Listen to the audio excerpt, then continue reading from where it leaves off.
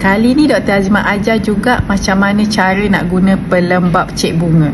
Especially kalau you all yang ada masalah vaginisme, takut, pedih, menopause, kering kontang masa bersama ataupun eczema dekat kawasan cek bunga. Boleh ini pelembapnya. Pakai macam mana doktor? Okey, letak di luar cek bunga. Di luar cek bunga. Lepas tu masukkan ke dalam cek bunga. Guna jari je masuk ke dalam cek bunga. Cek bunga kita kat dalam luas tau. Masuk dalam tu kan kena ratakan di seluruh permukaan dalam cek bunga kita.